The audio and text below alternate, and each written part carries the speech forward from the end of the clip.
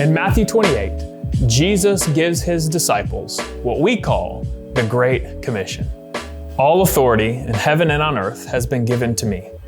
Therefore, go and make disciples of all nations, baptizing them in the name of the Father and of the Son and of the Holy Spirit, and teaching them to obey everything I have commanded you.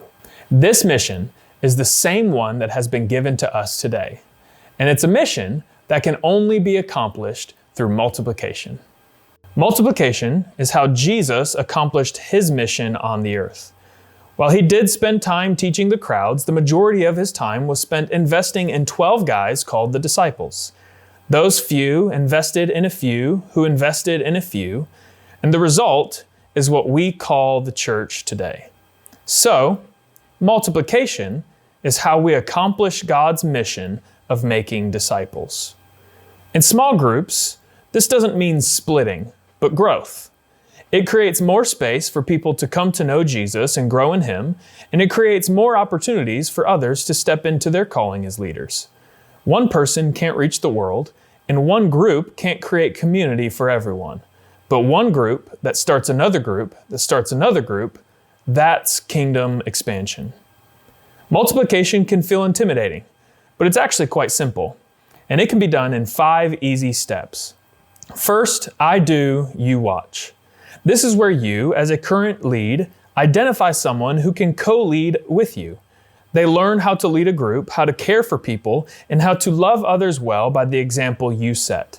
Second, I do, you help. This is where you start giving your co-lead opportunities to contribute. They help you set up for small group. They help you prepare to lead the discussion. They come alongside you and give input as you make disciples together. Third, you do, I help. In other words, you start empowering them to lead. They open the group in prayer. They lead a portion of the discussion. They go along with you to a hospital to visit a group member in need. They start to step into their calling as a leader. Fourth, you do, I watch.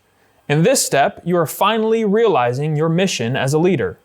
Leaders don't do it all, and they certainly don't do it for attention. Leaders use their platform to elevate others to where God has called them to be. Let them serve as the leader of your group for a while. Let them see what that looks like while still under your care. And finally, you do, someone else watches, which may be the hardest and yet most rewarding step of them all. Your group prays over them. You celebrate their time in your group.